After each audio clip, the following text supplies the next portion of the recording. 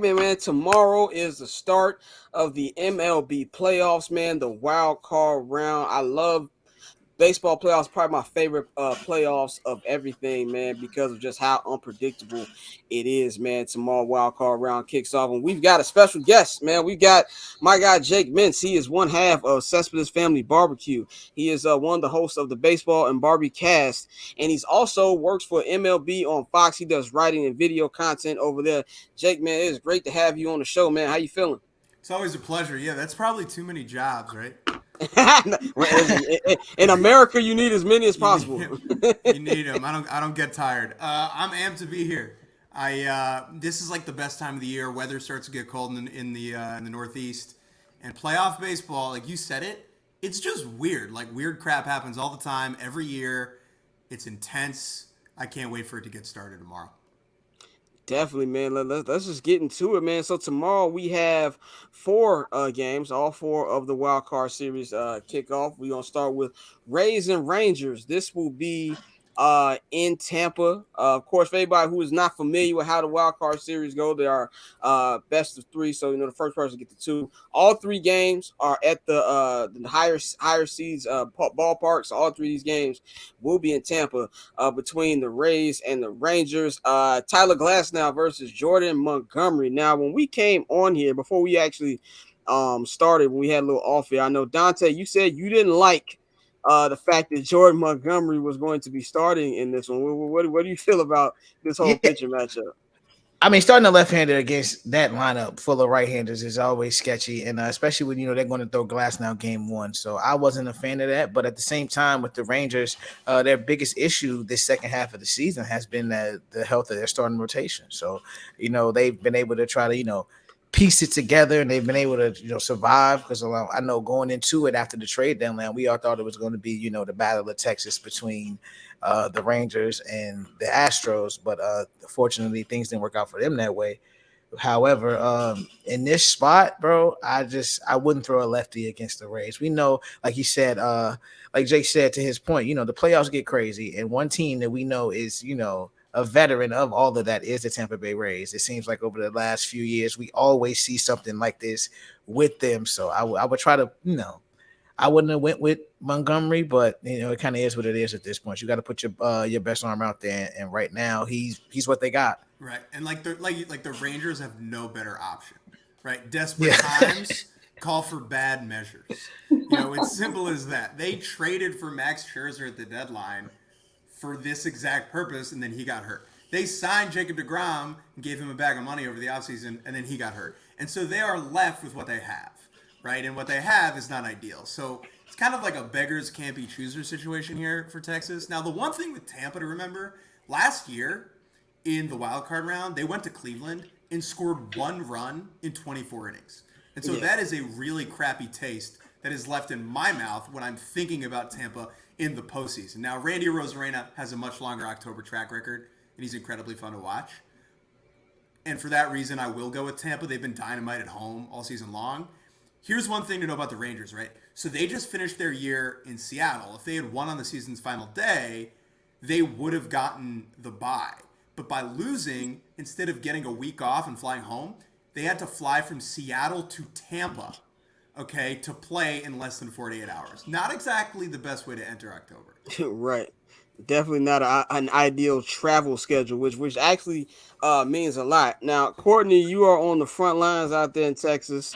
You were sweating it out this weekend over that whole thing. What's your feel on not just this series, but kind of the way, I guess you could say, how they limped into the postseason? Well, what do you think about the Rangers and how they got here? I mean, when I saw Nathan Eovaldi get shellacked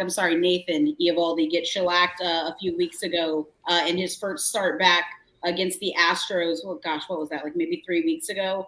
I'm like, yeah, I would rather this team just call it a season in September. I honestly would have preferred not making playoffs at all, just because I knew they would quite literally be limping in. And now they don't have Come on now. You prefer to not be in the playoffs? Absolutely.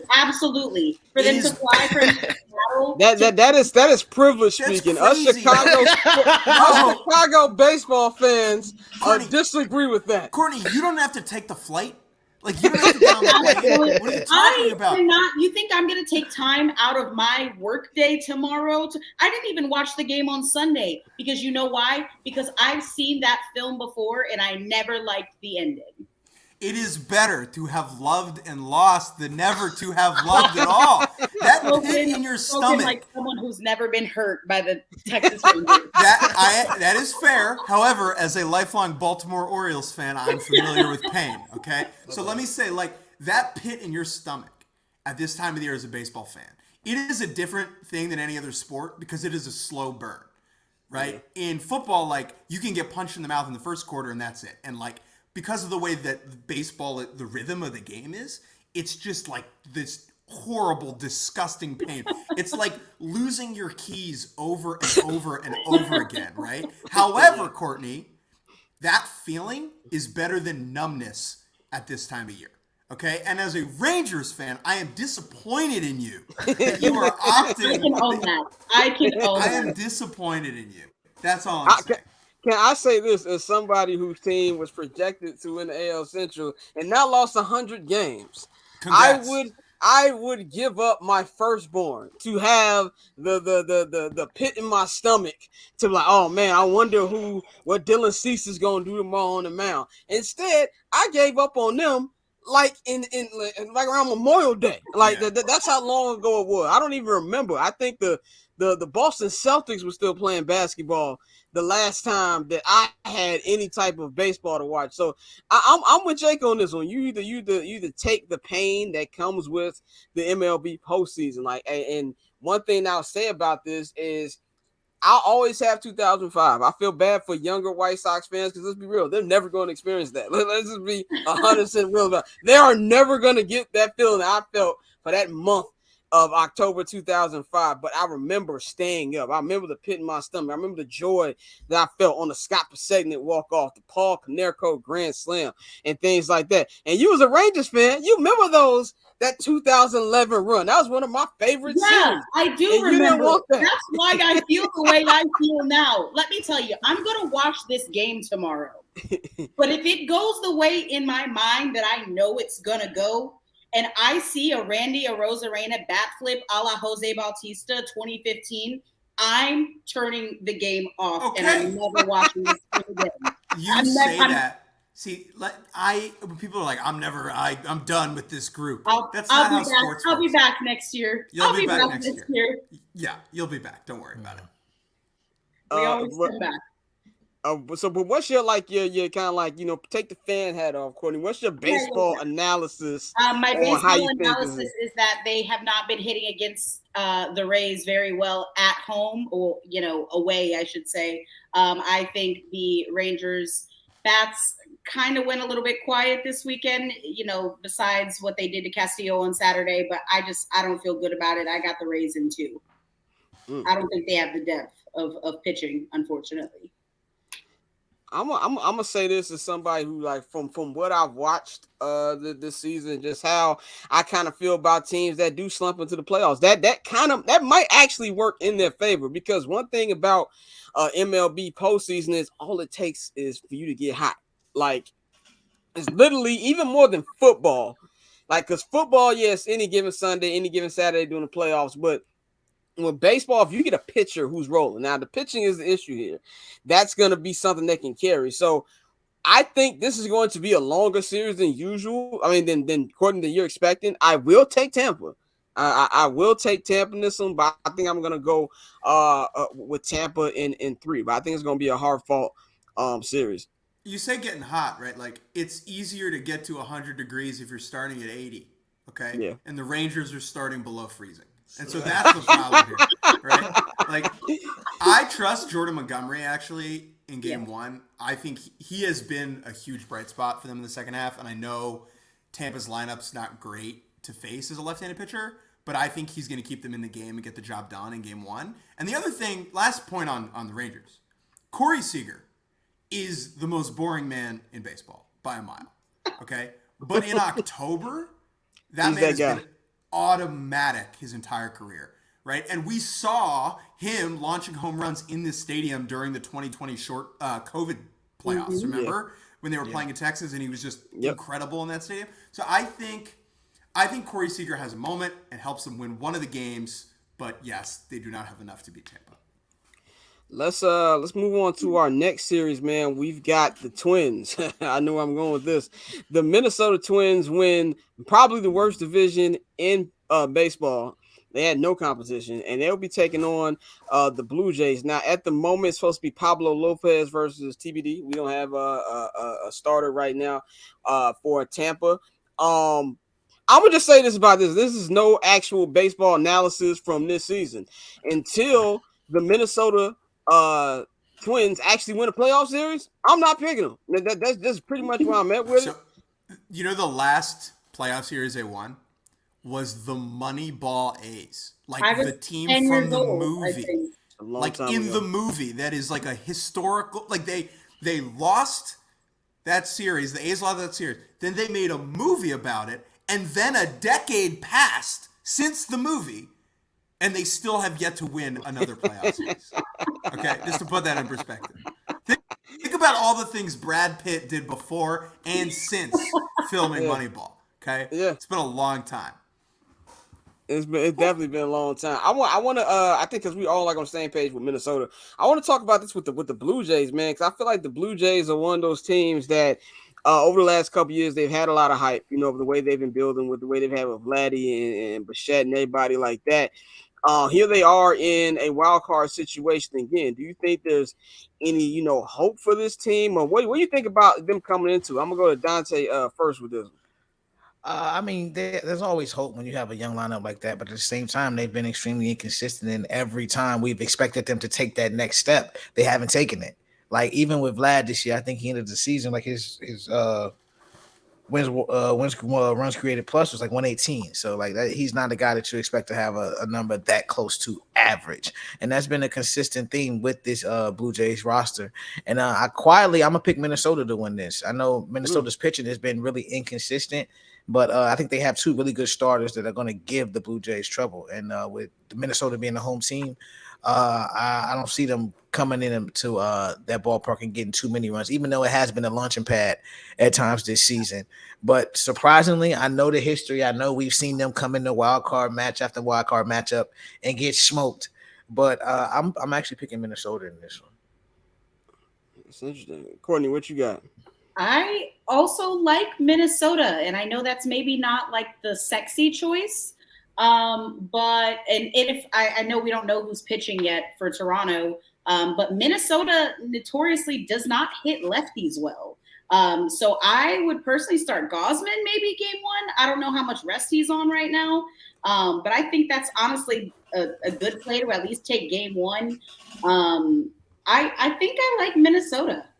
I think I like Minnesota in three. In three. Jake, where you leaning this? Are you with me as in you gotta wait till you see it, or you think that this is something that they can actually do this time? So I think this is the best shot the Twins have had in a long time because their pitching is real. They led baseball in strikeout percentage this year for the first time in a long time.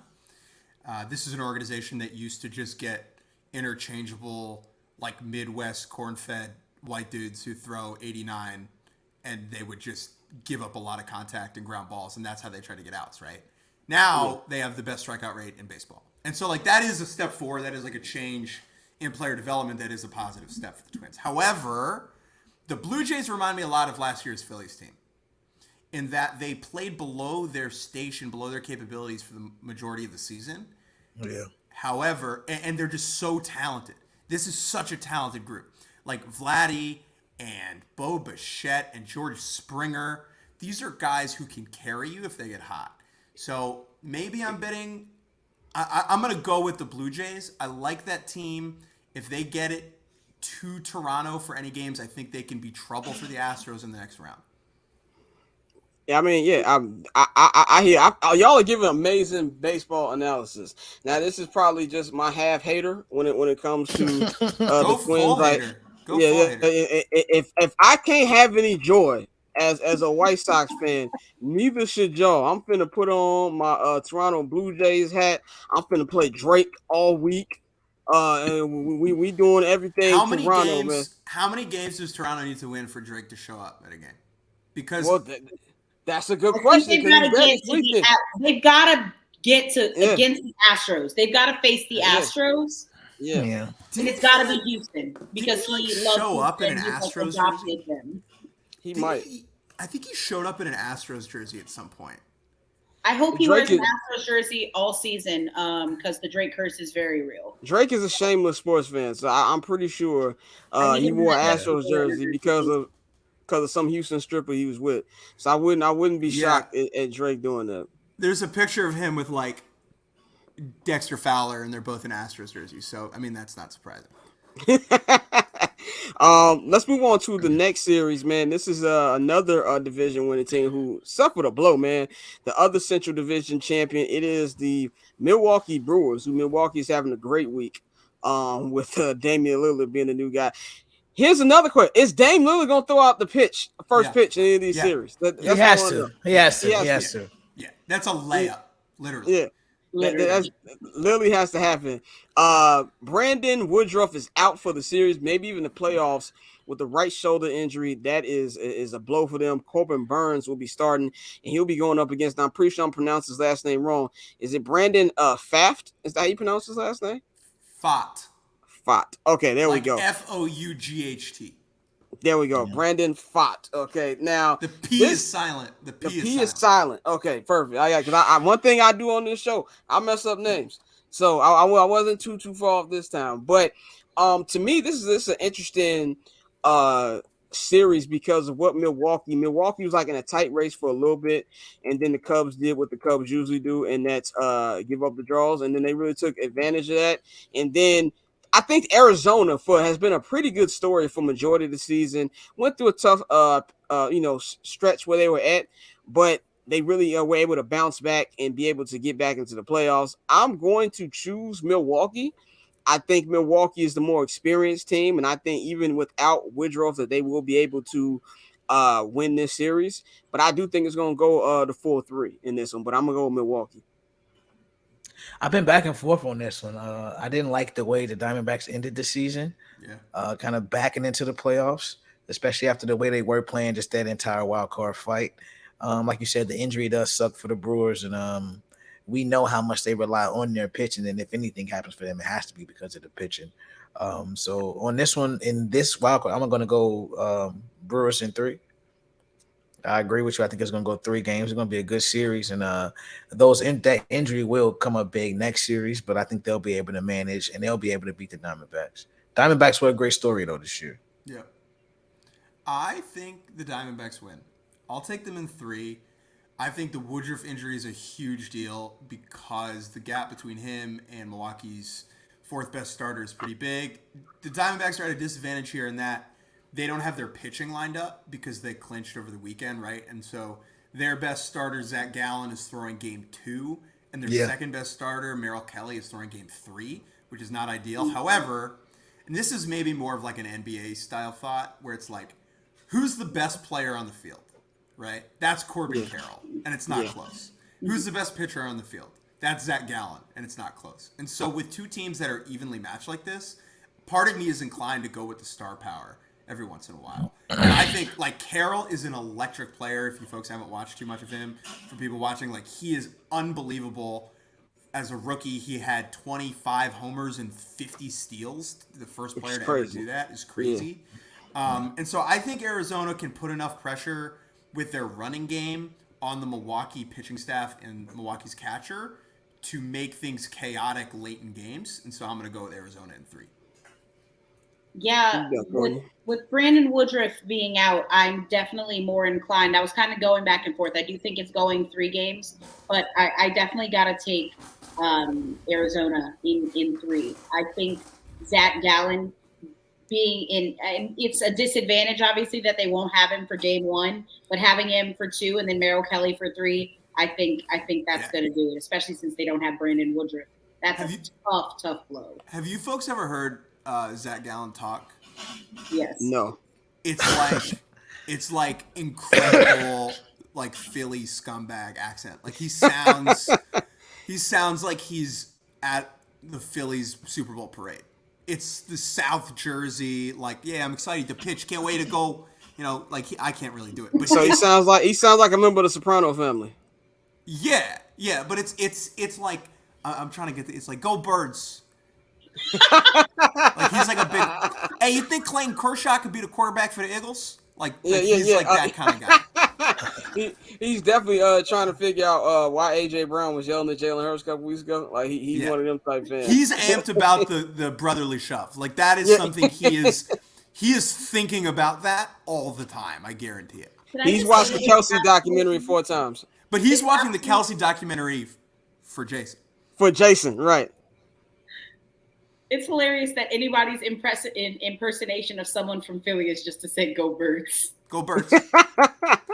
Exactly. The only person who we don't know sounds like is Mike Trout. Like I have no idea. Like in the words of Stu Got on Dan Lebatard, he said that Mike Trout could be sitting on my lap and I wouldn't know that was Mike Trout. Like, and we know nothing of that man. So I have no idea. Mike Trout thing, one quick Mike Trout thing. I agree with you. He's like mostly nap time.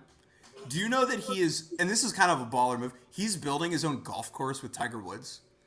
I mean, like he got in South Jersey near his house. Mike Trout's like, well, like I'm going to be hurt for the next couple of years, and I just got $426 million. So I don't like golf. Like it's not my thing. I've played once in my life. Like Jews don't golf. That's not really our vibe. But like if I was a golf dude and had $426 million and 3 MVPs, like picking up the phone and being like, hey Tiger, can you build a course in my backyard? That's pretty sweet. That's definitely something Dante would do. The Dante is our absolutely. Absolutely. That is a goal of mine. Call Tiger Woods personally and ask him for a golf course. Yeah. Tiger Woods. Yeah, Tiger Woods and Tiger Hoods. Yeah. That would be the collaboration. Before we get to I want to get your thoughts on like the favorites with the guys who have the first round buys. We're gonna go to our last on wild card series before we get to that. Phillies Marlins. To me, this is the most fun series to me that's out, and I think that's why it's got the top billing, the primetime billing on this one, man. The Marlins are great people by taking the Cubs up out of here. They're going up against the Phillies. Phillies will be in Philadelphia hosting the series. It's going to be Zach Wheeler, another guy the White Sox should have got, going up against Jesus Luzardo in this series, game 1. Quickly on Wheeler and the White Sox. You know that they offered him more money. I did. Yeah. His wife wanted to live over there.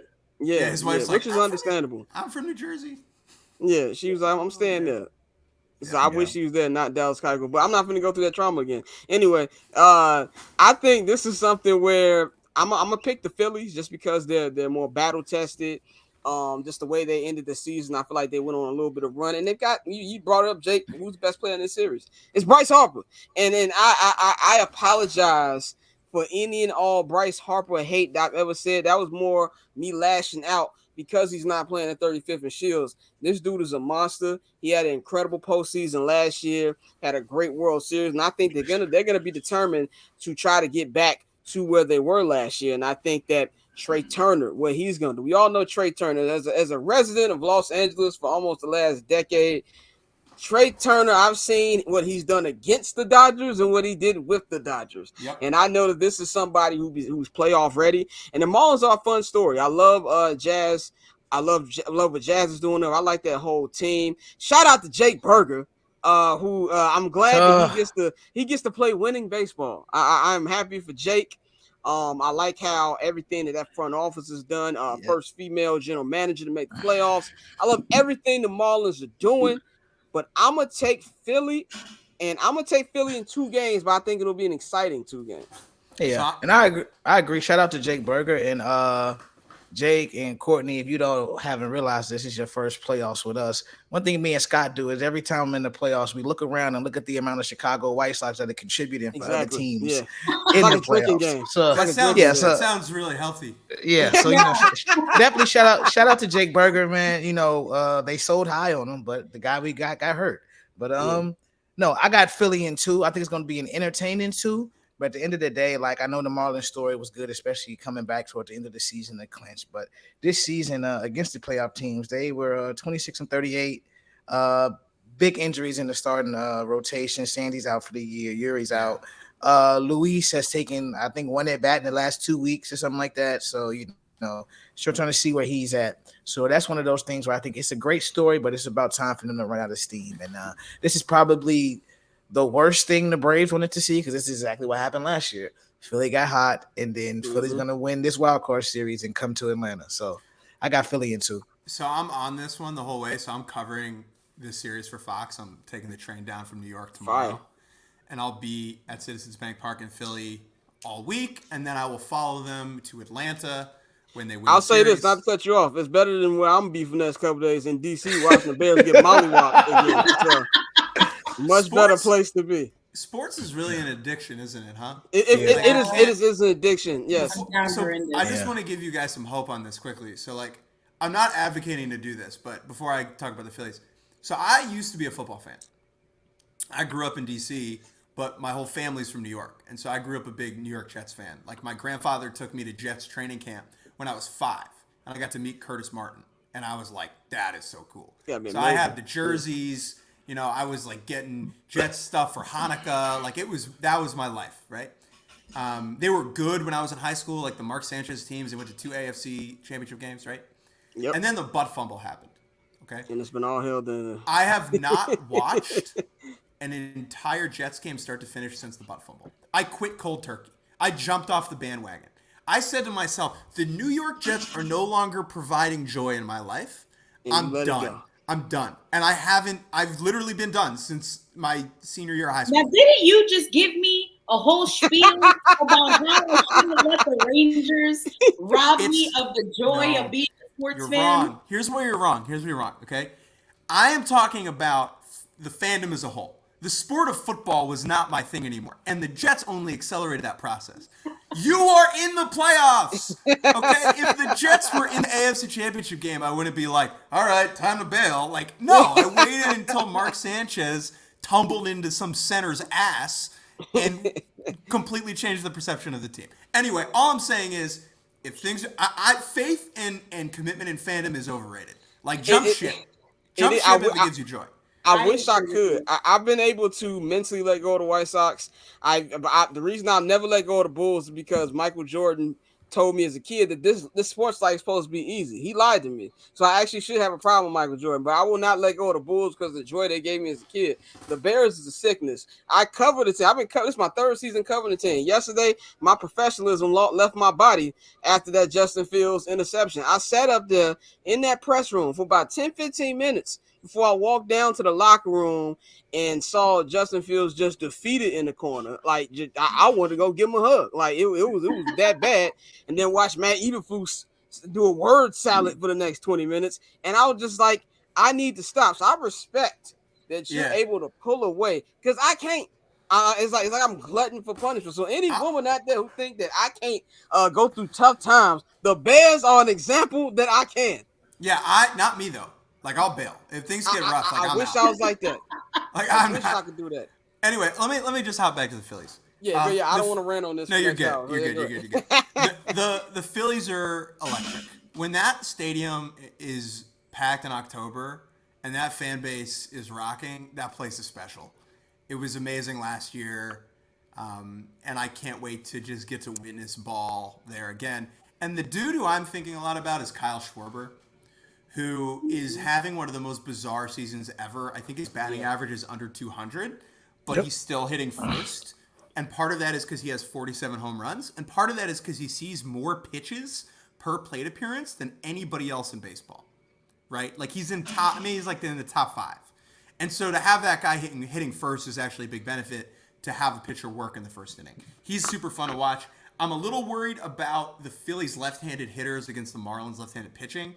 Jesus Luzardo is going to start game 1 for Miami. He's lefty. All the best relievers that Miami has, Tanner Scott, Andrew Nardi, those guys are lefties as well. That might change the way that my Philly goes about setting up their lineup, and it could neutralize Harper and Schwarber a bit. That being said, as cute and as impressive as the Marlins have been, the Phillies just have too big of a talent gap here, and so you have to pick them. Definitely. Courtney, which way you got with this? Yeah, I echo the same sentiments. I think Philly is way too much for Miami this season, especially without Sandy.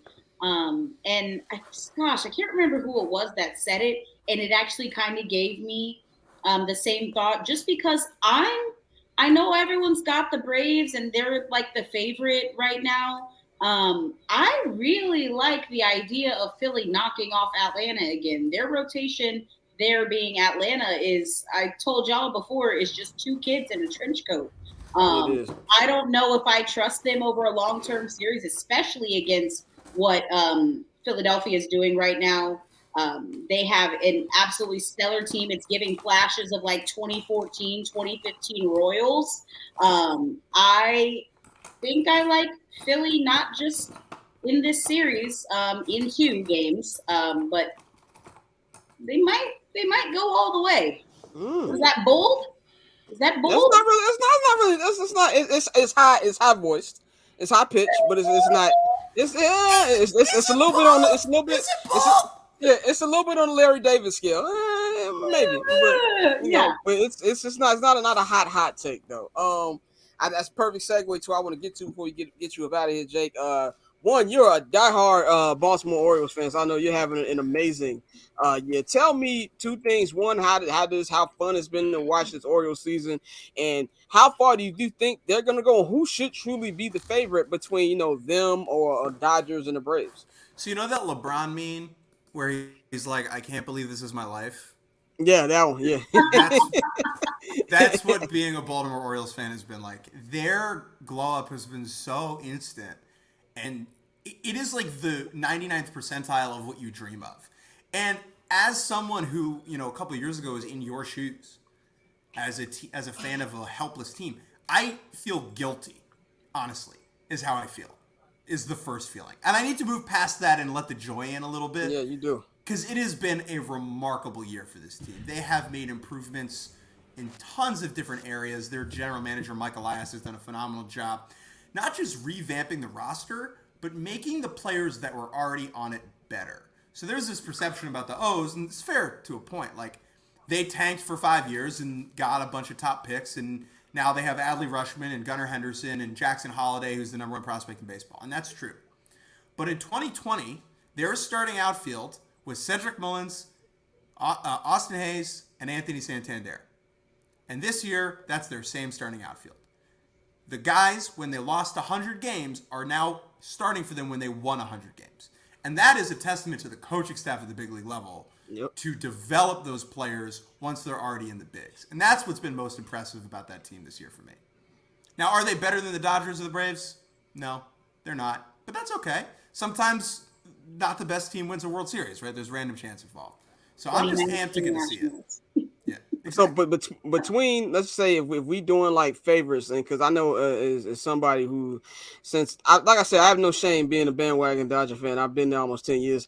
Everybody can kiss my ass if they think that I am being bogus. I don't care. I'm worried about their pitching. Who do you think the Braves should be the flat out favorite going into these playoffs? Yeah, they have to be. The Braves have to be the favorite. It's one of the deepest, most dangerous, most formidable lineups we've seen in some time. They tied the all-time record for home runs in a season, the last game of the season, and they tied the record that was set in 2019 when the ball was like a freaking golf ball, right? It was juiced like a smoothie. That thing was crazy, and so for them to tie that record is really impressive. Am I worried a little bit about the pitching? Yes. I think Max Fried is going to be okay and will end up starting game 2. He just has a little blister injury. Spencer Strider it's been a weird year for him. He has struck out more. He has had a higher strikeout rate as a starting pitcher than anybody in the history of baseball, and his ERA is like 3.8. It's incredibly odd. He's given up very many untimely home runs. Even if that continues, as it did last year for him against the Phillies, I still think the Braves have to be considered the favorite. They're too good and too deep. And they won, what was it, like 11, 12 more games than the Phillies over the course of the season for a reason, right? And Ronald Acuna is incredible. Last thing I'll say, so I was in Philly. The Braves played them there earlier, or in the middle of September. And they had a 4-game set, and the Braves took 3 of 4, and they clinched in Philly. And in the first game, Acuna homered. And he did his whole incredible routine, right? Where he's like hopping around and he's flapping his wings and he's like doing this and he's doing the Euro step and he's doing the LeBron thing. It's great. Like, it's fun. He's incredible. He gets to do whatever he wants, right? And the Phillies fans are like booing him like crazy. Next step bat, he walks up to the plate and the fans continue booing him. And there's this guy who walks in front of the press box and you hear him go, "Boo, he's too good." And like, that is how Ronald Acuna has been all season. The haters can scream all they want, but when you hit 40 whatever homers and steal 70 whatever bases, you kind of just have to shut the hell up. In the words of Atlanta Prophet Future, you do what you want when you popping. We're gonna wrap this up with Dante before you end this. What you gonna be covering this Braves team? What's your thought on them coming into this postseason? I mean, I agree with what everybody said. The main issue, even though the numbers may tell you otherwise, is the pitching staff. Outside of Spencer, who has had his issues, because I think Spencer is one of those guys where he's his ego gets the best of him at times. He's like, "Fuck it, I'm just going to strike you out." But like as we've said, any of us who watch baseball, everybody can hit a fastball. I don't care how great it is. Like if that fastball gets flat, which his does sometimes, and teams take advantage of that. So their pitching is my main issue. I think when you have an offense like that, like we've said all season, if that staff can just hold the other team to 3 or 4 runs, which a lot of times will lose you a baseball game. But like you have an offense this year that's historically good, that can go out there, and we've seen them have a 3-run inning, a 4-run inning, a 5-run inning. So when you have those type of weapons at your disposal, I think it's important for that pitching staff to they really have to hold it together. That's my only concern. The matchup with Philly, just because we know how the NL East is and the familiarity between the teams, I think that could come back to bite them. And I agree. Well, after Philly beats Miami, this is definitely going to be a matchup that they're kind of like, fuck, because Miami, I think they would have just washed Miami. That would have been no issue. So going against Philly in the history from last year and seeing how Philly came in, and Philly's going to have that confidence where it's like, well, no, we know we can beat you. Whether we're a wild card team or not, we know we can beat you. So I still have the Braves as my favorite because of that offense and everything we've seen throughout the year and just how balanced the lineup is. But it's going to be interesting, and that starting staff, I think the pen, they've been able to piece it together throughout some injuries, but I think that staff is going to have to come up big for them. So if they can do that, then you'll get them in the World Series. So I think one last point: last year's series between these two teams is a really interesting indicator, because why did the Braves lose last year? They lost last year to the Phillies because Max Fried had a stomach bug in Game 1 and was vomiting in a trash can. Right. And yeah, exactly. And then in Game 3, Spencer Strider was injured and throwing 92 miles an hour and got crushed. Right. And that's really why they lost, was those 2 games. Now, you can say that's bad luck, and you could say it's kind of like an aberration, or you can say, hey, heading into this year, if that matchup's the same, anything can happen in a 5-game series. Right. So I think it is both a warning for Atlanta and a reminder that last year was a little bit of a fluke. And then the last time we saw Atlanta before that was when they won the World Series in 2021. Yep. So, like, I think this team is the best team in baseball. And whether or not they win the World Series, I will leave the season thinking that they're the best team in baseball. And I know that's not how American sports works. Like, playoffs, right? If we really wanted it to be fair, we would run this like the Premier League. Like, oh, you get the most wins. Here's your trophy. We don't do that, right? Yeah. But I will leave the season because of what Acuna did. And because of what Matt Olson did, like, this was the year of the Braves for me, whether or not they take the title. Yeah, man, I definitely agree with all those sentiments, man. I think it's going to be Dodgers, Braves in the NLCS. I think that'd be a very entertaining series. But I'm with you. I think it should be the Braves. I think it's the Braves year. They've been this dominant the entire season. Offensively, they're great. They just need the pitching to hold up, and I think that they should be able to ones to come up on top of everything, man. So, Jake, man, we appreciate you joining us. Please let everybody know where they can get in tune with you and what coverage can we expect you doing in the Oh, wow. Okay, so I will be writing daily at foxsports.com. Most of you folks probably have the app. You have the Fox Sports app on your phone where you watch like Fox football games and Fox baseball games, right? Yeah. On that app, all that stuff's on there too. So you can follow me, you can follow baseball, you can follow the teams. It's actually, I'm not just simping for my employer. The app is awesome. They do a good job. So I'm writing there every day. I'll be on the National League side, following the Braves, the Phillies, and then covering the NLCS and the World Series. So my suitcase is packed and I'm ready to go. And then we will be podcasting every single day for SiriusXM. You can follow us. It's the Baseball Bar-B-Cast, B-A-R-B cast. What else? Oh, I coach 10U travel baseball in New York City. Oh, So that's fire. yeah, that's actually what I really care about. So if you're watching this, you coach travel baseball in New York, just watch out. My kids are coming for you.